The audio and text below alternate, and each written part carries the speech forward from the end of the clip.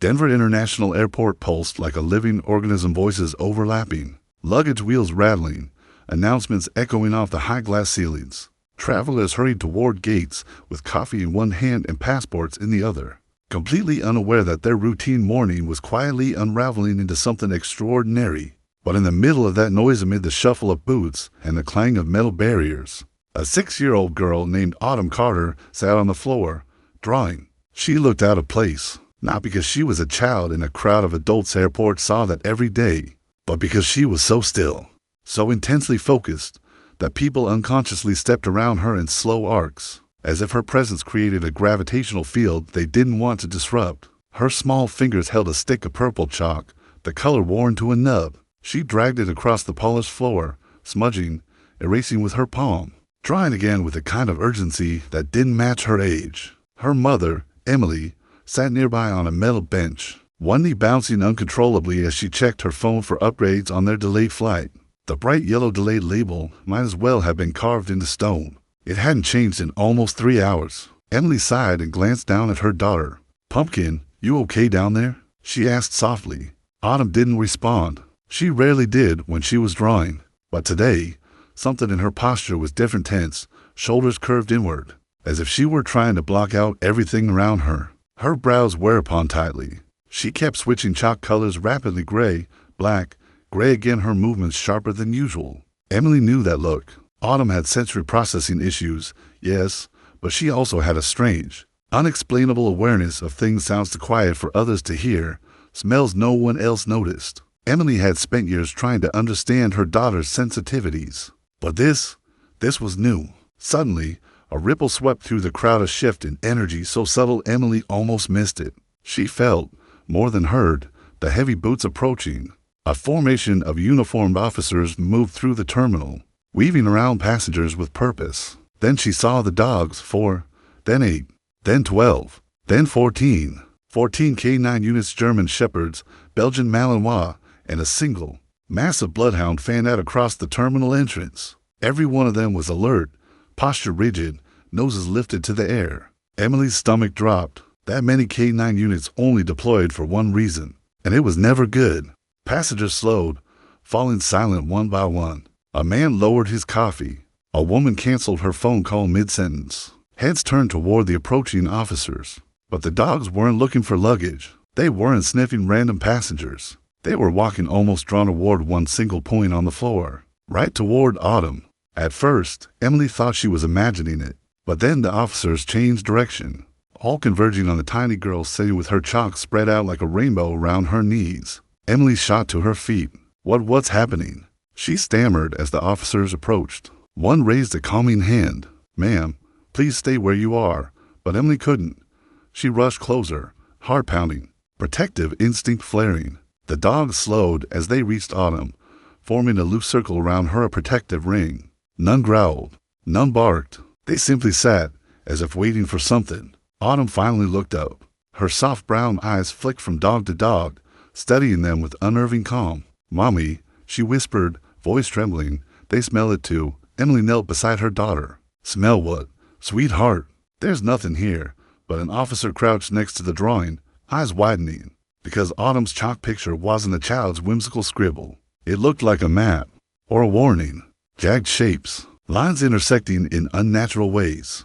A rectangular structure, and at the center, a thick black mass scribbled with such force that chalk dust covered her palms. "What is this supposed to be?" the officer asked, voice cautious. Autumn lifted one small finger and pointed at the black mass. "That," she said quietly, "is where the smell comes from." The officer exchanged a look with his partner. The dogs stiffened in unison, ears perked, bodies tense. Emily felt eyes crawl up her spine. "What smell?" she asked, her voice cracking. Autumn turned her head toward the tall glass windows that overlooked the airfield.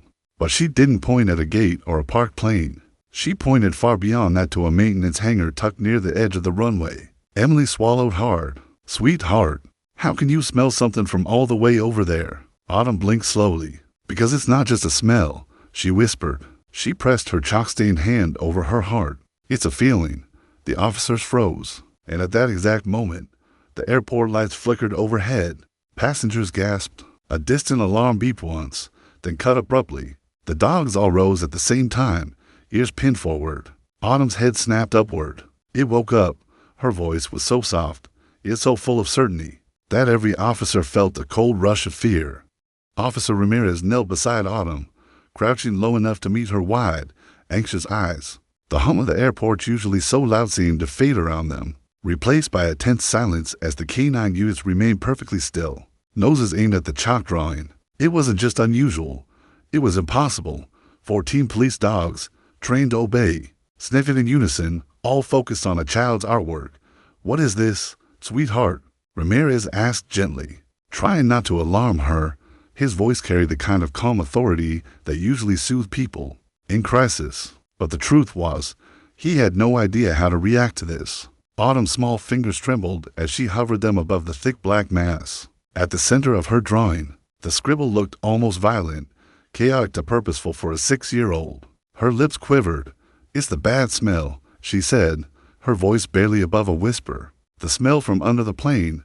Ramirez blinked, exchanging a glance with another officer. "Under which plane?" Autumn pointed beyond the terminal windows toward the far corner of the airfield. Not a parked aircraft, not a gate, a hangar, massive and unassuming, where planes were repaired, maintained, and hidden from the casual eye.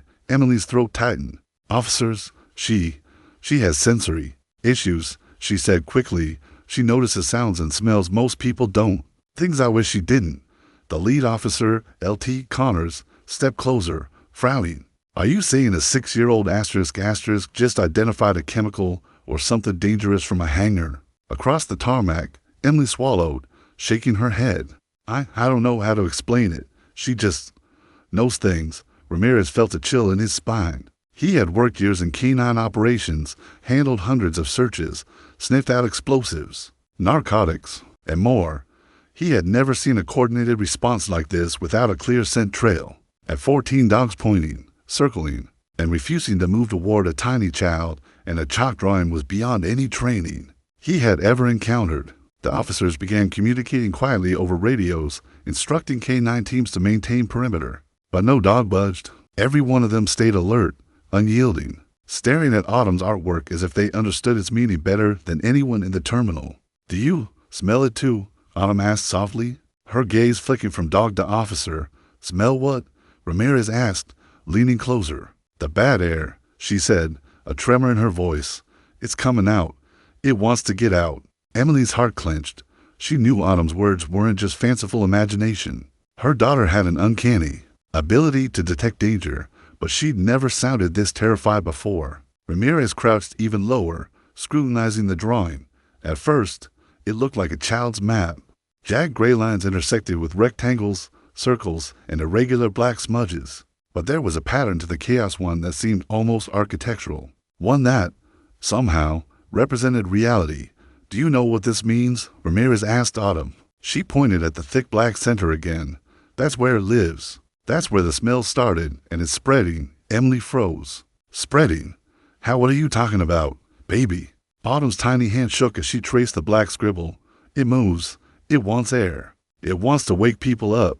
It's angry." Ramirez felt the hairs on the back of his neck stand on end. He wasn't sure whether to call it a chemical, a biological agent, or something else entirely. All he knew was that 14 police dogs, trained to sniff out explosives, narcotics, and danger, were now behaving as though this little girl were the source of the alarm and the hangar was the epicenter. The officers exchanged terse glances. They couldn't ignore this. Protocol demanded a sweep. But now, with the K-9 units refusing to advance, hesitation hung heavy in the air. One officer keyed his radio, locked down the hangar. "Full sweep. Hazmat and SWAT. Code red. Now."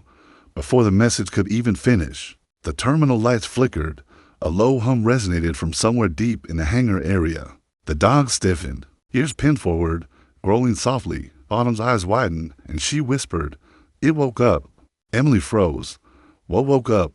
Ramirez's mind raced. This wasn't just a containment or safety issue anymore. Something, whatever it was inside that hangar, reacting to the drawing, to her, to the smell. "Ma'am," Ramirez said to Emily, his voice dropping to a grim whisper, "I need you to step back." Now Emily hesitated but obeyed, dragging Autumn with her. The child's gaze, however, remained fixed on the black scribble. She seemed almost communicating with it. Ramirez reached for his radio again, trying to coordinate SWAT, K9, and airport security. But the terminal's usual chatter had faded into a tense silence, broken only by the soft, synchronized panting of 14 dogs. "Sir," an officer murmured. "They're all pointing at the same spot, at her drawing. Not the hangar, not luggage, just her chalk." Ramirez swallowed hard. His hand trembled as he whispered under his breath, "This isn't normal. This isn't humanly possible." Autumn's voice, small but unwavering, pierced the tension. "They're waiting for me to show them where to go." Ramirez stared at her. The air in the terminal felt suddenly heavy, almost electric. Every instinct in him screamed danger, and yet he couldn't look away. Then, as if on cue, the flickering lights above dimmed for a second longer. The hum of the hangar grew louder. A distant metallic thump echoed faintly. Autumn leaned forward slightly, chalk in hand, whispering, "It's starting," and in that instant, every officer, passenger, and even Emily realized this wasn't just a child's drawing. Something in that hangar had awakened. The hangar loomed at the far edge of the tarmac, an unremarkable steel structure that had seen years of routine maintenance and forgotten corners. But now, surrounded by flashing lights, SWAT vans, and officers with weapons drawn, it felt more like the epicenter of a storm than a building for airplanes. Ramirez led the entry team, his heart hammered in his chest, a rhythm that matched the synchronized panting of the K9 units outside. 14 dogs had been trained to detect danger, but now they sat like statues, unmoving, pointing unerringly toward this hangar. And they were right. Something inside was wrong. "Anything unusual today?" Ramirez demanded. Addressing the maintenance crew already inside, the few men in overalls froze. One scratched the back of his neck nervously. Just routine checks," a younger mechanic said, sweat dotting his forehead. But there was a strange rattling sound from the cargo hold. "We thought it was a toolbox at first, but it was louder than usual, louder than usual," Ramirez echoed. His eyes narrowed. "Explain." The man swallowed hard. It sounded like something moving under the crates, like something alive." Ramirez's pulse quickened. He knew cargo holds were locked for safety, but to hear movement inside without a crew, that was impossible. They forced the cargo bay hatch open. The hinges squealed under the strain, sparks flying as metal scraped metal. The first thing that hit them was a smell sharp, chemical, metallic. It was faint, yet undeniable. Every K9 outside stiffened further, growling low in their throats, tails rigid. They had sensed it, and now the source was within reach. Ramirez swung his flashlight inside. There, wedged between stacked crates, was a metal case, bolted down, wired tightly, its edges scratched and worn. "Sir," one of the officers whispered, voice shaking. "There's something carved on it." Ramirez approached, squinting. Etched into the steel in jagged letters, "Help me." Not printed, not labeled. Scratched like someone had clawed at the metal. From inside, Autumn, who had followed her mother to the perimeter, tugged on Emily's sleeve. "Mom, he's under the blankets," she said softly. Emily froze.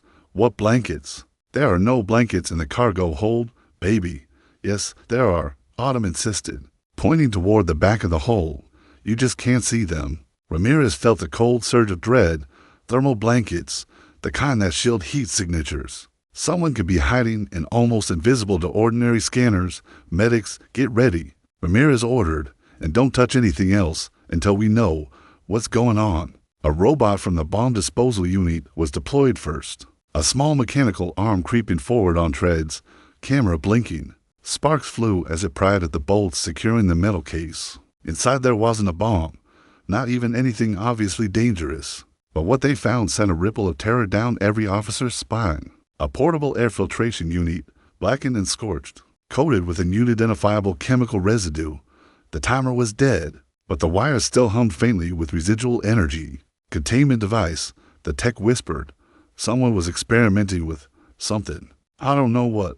Ramirez swallowed hard. And then, as the team scanned further into the back of the hold, Autumn tugged at his sleeve again. "He's under the blankets," she repeated, voice small but firm. The officers scanned carefully this time, and finally, tucked in the shadowed corner, wrapped in thermal blankets, a human shape emerged. He was alive just barely, dehydrated, bruised, and terrified. His chest rose and fell rapidly, lungs fighting for air. "Did she see me?" the man rasped, eyes darting around the hole. Ramirez blinked. Who? The little girl, the one drawing on the floor. Ramirez's stomach dropped. The very child who had drawn the chalk map had somehow led them to him. Somehow she had known he was here. Before anyone could ask more, the man coughed violently. They told me no one would find me until the plane was over the ocean, he gasped. Ramirez crouched closer. Who told you that? Who? The man's lips trembled, but he didn't answer. Instead, a distant alarm cut through the terminal, shrill and sudden, making everyone jump. The dogs outside barked in unison, each note sharp and synchronized. Every officer froze. Autumn's eyes widened, and she whispered almost to herself, almost to them all. It's awake again. Emily held her daughter tightly, shivering as a creeping sense of terror settled over the hangar. The air felt heavy, almost charged. Every officer sensed it. Something had been contained. Until now. And now, it was moving. The moment the cargo bay hatch creaked fully open, a faint chemical tang drifted into the air, sharp and acrid, making officers recoil slightly. Ramirez's flashlight swept across the confined space, illuminating a metal case that had caused 14 police dogs to lock in formation. Around a 6-year-old's chalk drawing, the scratched letters, "Help me," stood out starkly under the harsh flashlight, jagged and desperate. Ramirez swallowed hard. Whoever had been trapped here had clawed at the metal in sheer panic. A bomb disposal robot, nimble and unfeeling, inched forward on its tracked wheels. Its camera flickered as it worked on the bolted case. Sparks flew where metal met metal. A hush fell over the hangar as officers, medics, and hazmat personnel watched the mechanical arm laboriously lift the lid. Inside was nothing like anyone expected. No bomb, no gunpowder, no explosives. Instead, there lay a portable air filtration unit, charred from overuse, wires exposed, small valves coated in a strange, chemical residue. The unit hummed faintly with residual energy, a silent reminder that it had been active until recently. A hazmat tech's voice trembled as he inspected it. It's the containment device. Not lethal, at least not in small doses. But if the filtration fails, whatever's inside could spread quickly. Ramirez's pulse quickened. What could be inside a device like this? Before anyone could answer, Autumn tugged at his sleeve, her tiny hand clutching his. He's under the blankets, she said, voice barely audible. Ramirez stiffened. There are no blankets in here, Autumn. Yes, there are, she insisted, her voice firm. You just can't see them yet. He squinted into the shadows at the far end of the cargo hold, following her pointing finger. Then he saw it, a bundle wrapped tightly in silver thermal blankets, obscuring a human-shaped figure. Only a sliver of a face peeked out, pale and fearful. Medics rushed forward cautiously. The man inside was alive, but frail, trembling with dehydration, bruises mauling his arms and face. He coughed, his voice barely audible. Did she see me? Ramirez felt his stomach twist. Who? The little girl, the one drawing the picture. Emily's hands trembled as she held Autumn closer. Her daughter, who had quietly sat on the terminal floor just an hour ago, had somehow led authorities to a man hidden under blankets in a locked cargo hold. The reality of it made Emily shiver. Ramirez crouched lower to examine the man. Who put you here? They said no one would find me until the plane was over the ocean, the man rasped, panic flickering in his eyes. I wasn't supposed to survive. Ramirez's pulse raced. Who are they? Who did this? Before the man could answer, alarms shrieked across the terminal, a piercing, electronic wail that made passengers and officers alike jump. The 14 police dogs outside barked in unison, the sound tense, urgent, almost pleading. Autumn stiffened. She covered her mouth with her small hand, eyes wide as she stared toward the hangar ceiling. It woke up, she whispered.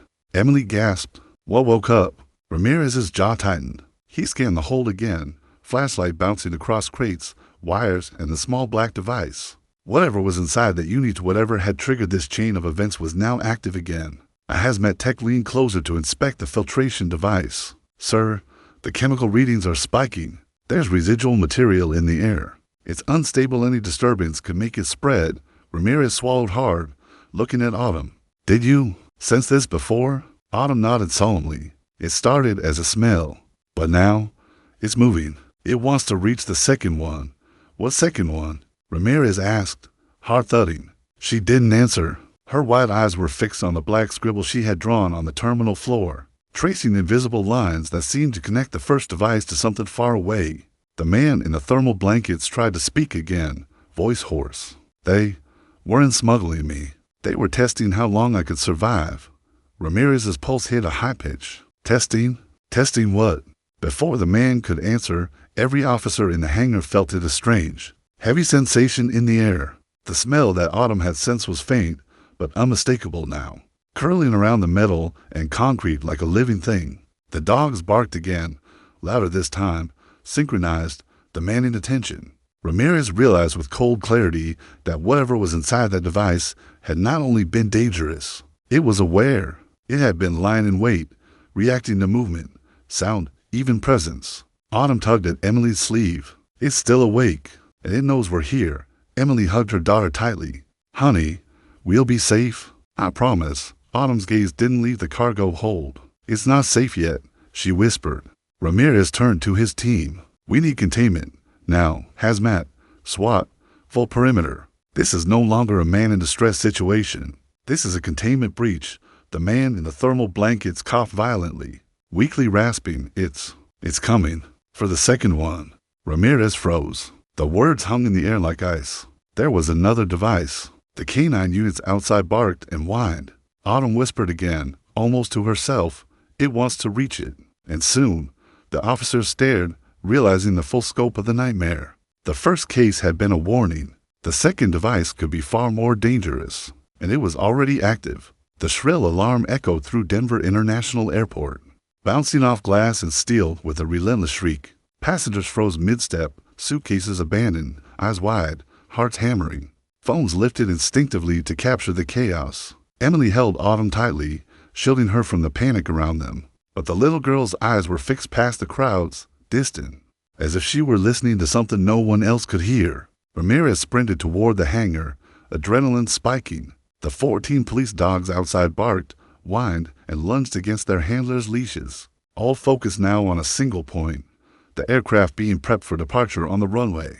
Every instinct in Ramirez screamed that the danger had moved. It had shifted from the hangar to the plane. A hazmat technician ran toward him, panic evident in every step. Sir, the chemical residue from the first device is still active. Sensors are picking up airborne particles throughout the airport ventilation system. Ramirez's stomach dropped. The ventilation, you mean? The whole terminal? Yes, sir. And the plane's air system is showing traces too. Emily clutched Autumn, who was trembling violently now. Mommy, it's spreading, she whispered, her voice cracking. It's moving faster now. Ramirez's mind raced. The man they rescued from the cargo hold had been part of a horrifying test. Now, the tiny child had sensed the danger before any sensor, before any trained dog. The stakes had escalated from containment to potential catastrophe. Autumn tugged on his sleeve, small fingers clutching at the fabric of his uniform. It's trying to reach the second one, she said. Ramirez swallowed. The second one. Where? She didn't answer directly. Her eyes remained locked on the plane, her lips trembling. On the plane. It's awake, and it knows we're here. A hazmat commander's voice crackled over the radio. We've detected the second device. It's active. Countdown is running approximately 2 minutes. Time froze. 2 minutes. That was all they had to stop an unknown chemical or biological threat from spreading throughout a fully boarded commercial aircraft and the surrounding terminal. The pilot of the plane received the emergency override from air traffic control and halted on the tarmac. We're not clear to take off, the pilot announced over the intercom, his voice tense. Passengers pressed against the windows, confused and panicked, while crew members tried to maintain order. Outside, officers formed a perimeter around the aircraft. Hazmat units scrambled, suits hissing as they zipped zippers tight, gloves snapping into place. Respirators clicked into position. Every second stretched painfully. Autumn, still holding her chalk-stained fingers to her mouth, whispered, the first one didn't break on its own. Ramirez's eyes narrowed. What do you mean? It was open, she said, her voice barely audible over the alarms and the hum of the terminal. Someone opened it on purpose, to test, to see how long it could hold. The man in the blankets, he wasn't hiding from the device. He was hiding from the people who made it. Ramirez felt the weight of her words like a punch to the gut. If this was true, the threat wasn't random, it was intentional, calculated, and ongoing. A distant screech of metal on metal made everyone turn toward the plane's cargo hold. A maintenance crew had begun to secure the bay, unaware of the ticking danger inside. The hazmat commander shouted, "Stop all manual handling. Any vibration could trigger the device." Inside the terminal, passengers and bystanders were being evacuated, but the spread of airborne residue made it impossible to guarantee safety. Ramirez felt a shiver run down his spine. He had trained for emergencies, containment protocols, chemical hazards, but nothing had prepared him for a scenario where a child could detect danger. No sensor could register.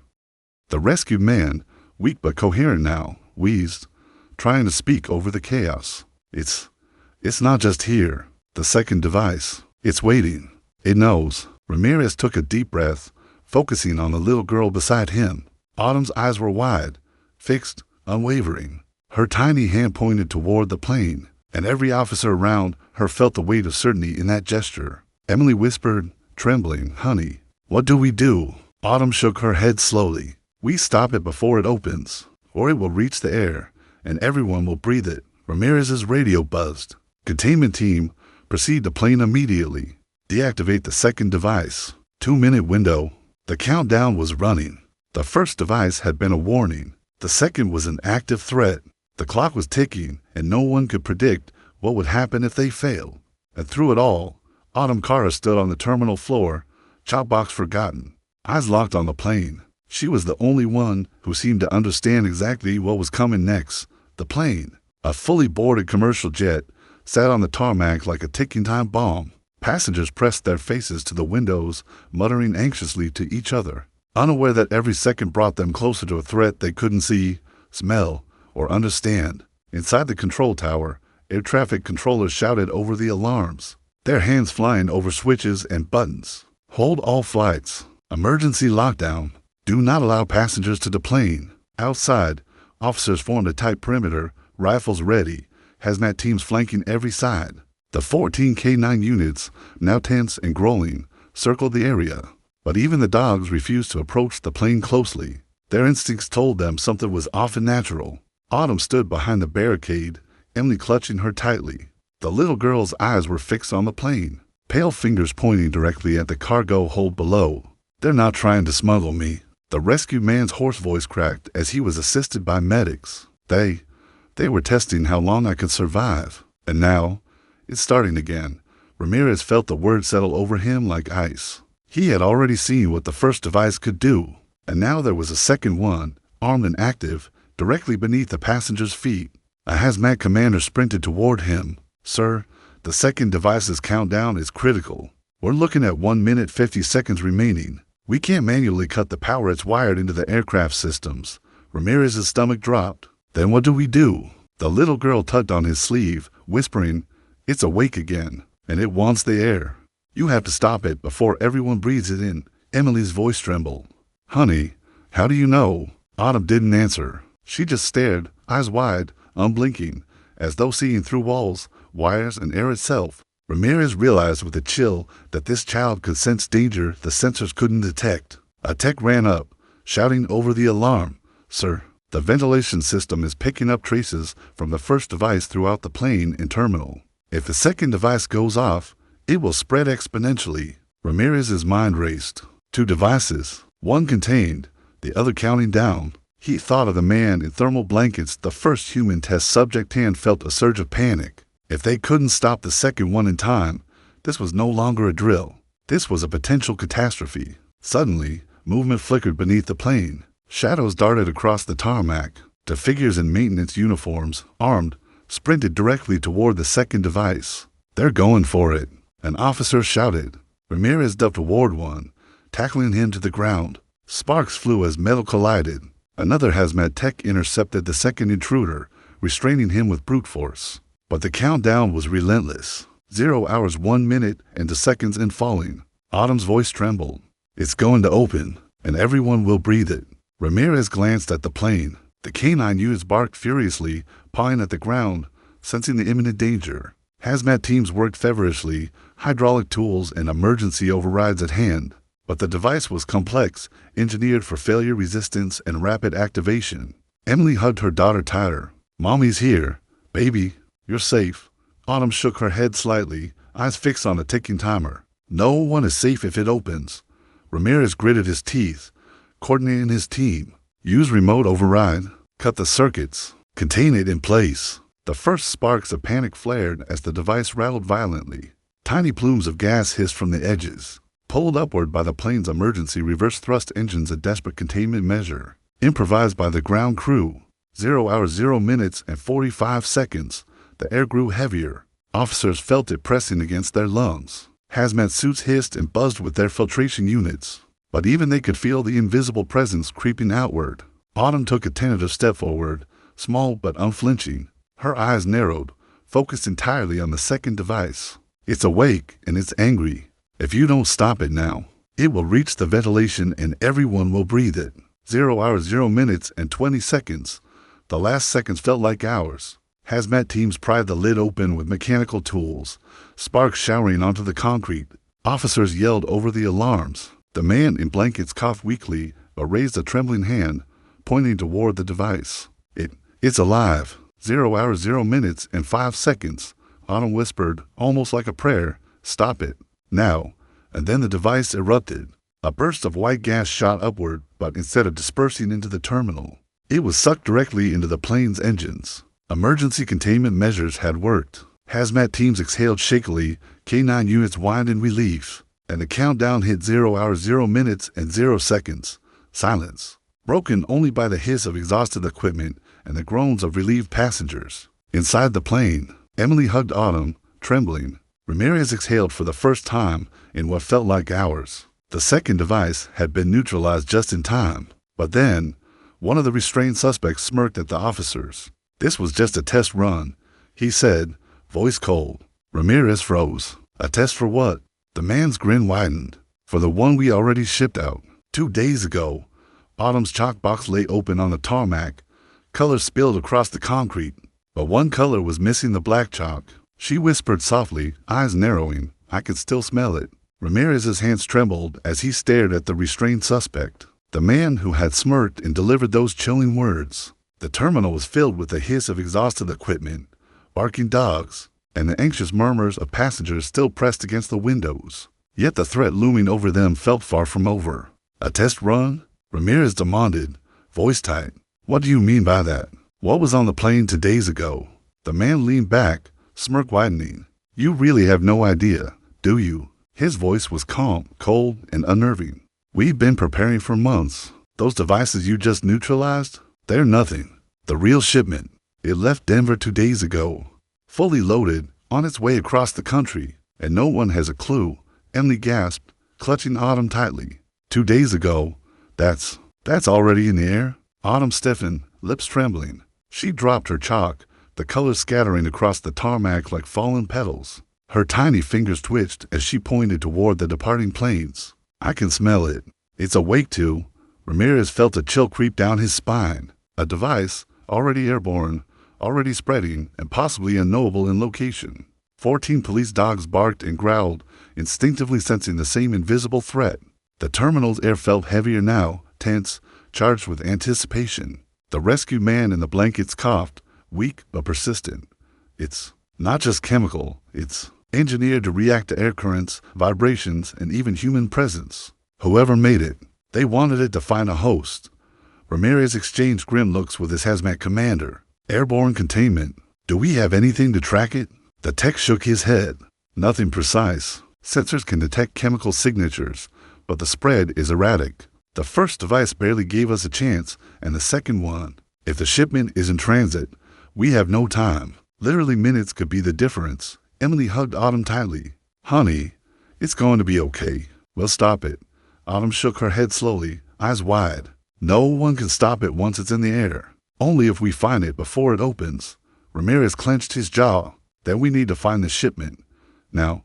Airport security scrambled to access flight logs, cargo manifests, and tracking systems. Air traffic controllers began scanning for any plane that might carry the mysterious shipment. Meanwhile, hazmat officers prepared containment suits, and SWAT teams coordinated with federal authorities. Autumn tugged on Emily's sleeve again. "The chalk can show it.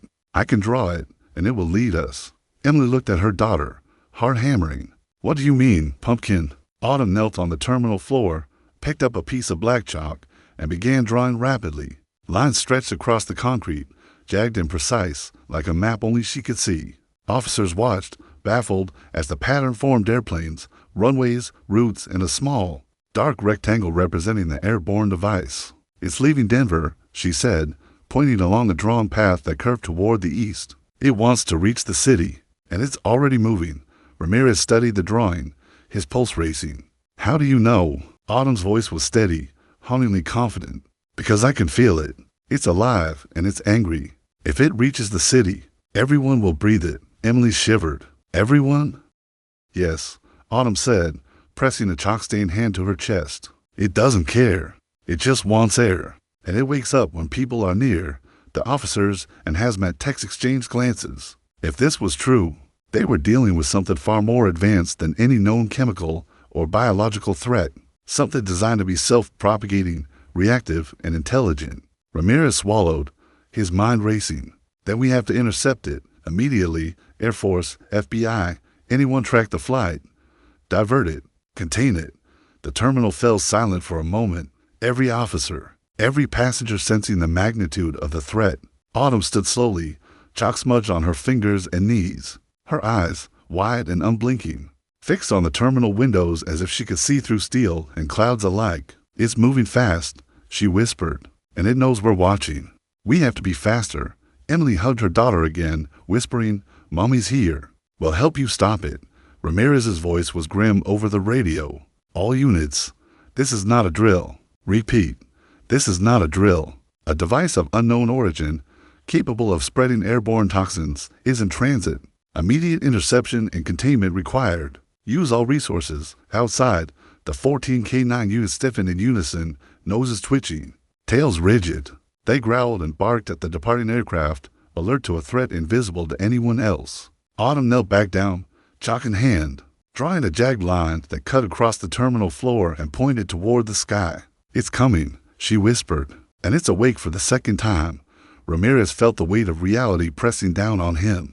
The first device had been neutralized. The second had just been stopped at the tarmac. But the airborne shipment was now beyond their reach. And if Autumn's sense was correct, it wasn't just airborne, it was alive. Ramirez stood at the edge of the tarmac, radio pressed tightly against his shoulder. Adrenaline still coursing through his veins. The terminal was eerily quiet now.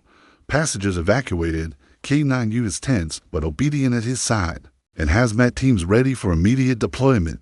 But the weight of the looming threat pressed down on everyone. The airborne device was still out there, moving fast toward the city. Autumn crouched beside Emily, chalk smudged on her fingers and knees. Her small hand hovered over the terminal floor, tracing invisible lines only she seemed to see. "It's moving faster than we can track," she whispered. "If we don't stop it, it will reach the people." Ramirez's jaw tightened. "We have Air Force interceptors on standby. We'll divert the plane and secure the device midair. Federal authorities are coordinating now. But we need your help. Autumn, can you show us where exactly it is?" Autumn nodded, eyes narrowing with concentration. Her small hands moved rapidly, drawing complex lines and shapes that seemed to map the invisible path of the airborne device. The lines were jagged, chaotic, yet precise like a predator hunting its prey. "Follow the chalk," she said, voice small but commanding. "It won't slow down until it senses the next target." Ramirez felt a chill. A device that reacted to human presence, airborne. Intelligent enough to adapt, it was unlike anything he had encountered. And yet here was a 6-year-old girl, reading it like a book. Within minutes, Air Force jets were airborne, fed with coordinates derived from the combined data of radar, flight logs, and Autumn's chalk map. Ramirez, Emily, and the hazmat commander watched nervously from the tarmac. Time seemed suspended. "Device is visual." The Air Force pilot's voice crackled over the radio. "Intercepting. Preparing containment." A hush fell over the terminal. The little girl stood, chalk dust streaked across her fingers, eyes fixed upward as if she could see the invisible path herself. "Be careful," she whispered. "It doesn't want to be caught. It fights back." Seconds later, a jet swooped close to the device. A robotic arm extended, containing a specialized capsule designed to neutralize chemical and biological threats. But as the device sensed the approaching capture mechanism, it shifted violently in the air, releasing a burst of gas. The capsule wobbled under the resistance, dangerously close to failure. Ramirez gritted his teeth, fists clenched. Hazmat, prepare for residual exposure. The 14 K9 units outside barked furiously, sensing the airborne turbulence. Autumn's small voice rose over the chaos. It's panicking. Don't let it touch the city. With one final adjustment, the Air Force pilots skillfully maneuvered the capsule, locking it around the device. A hiss of neutralizing foam enveloped it, dampening its reactive mechanisms. The airborne device flailed, struggling, and then slowly went still. A collective exhale swept across the terminal. The city was safe, at least for now. Emily hugged Autumn tightly, tears streaming down her cheeks. You did it, baby. You helped save everyone. Autumn looked up at her mother, exhausted but calm. It doesn't feel finished, she whispered. There's still more out there. They made more than just these two. Ramirez felt a shiver run down his spine. What do you mean, Autumn? They were testing. This was a practice, she said softly. The first two, just to see if someone could stop it. The real ones are hidden, waiting. Emily's breath caught. Ramirez's eyes widened. The revelation was staggering.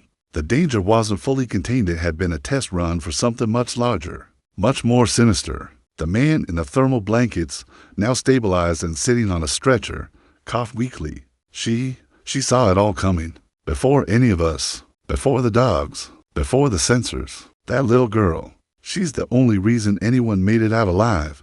Ramirez nodded grimly, adrenaline still coursing through him. We neutralized the devices today, but there may be more. And if she's right, the threat is far from over. Autumn looked toward the horizon, eyes narrowing. I can feel them. They're awake, watching, waiting for the next move. We have to be ready. Emily hugged her daughter once more, whispering fiercely, we'll be ready. I promise. Ramirez turned to the hazmat commander and officers. We've stopped one attack today, but the fight isn't over. Full investigation. Every shipment, every flight. And keep her close. She's the only one who can sense this before it happens. The 14 K9 units sat in unison, silent now, watching the sky, alert but calm. The storm had passed for the moment, but the air still felt charged with possibility and danger. Autumn dropped the chalk and looked at the terminal, a small, weary smile on her face. We saved them today, she said softly, but they'll try again, and next time, it might not be so easy.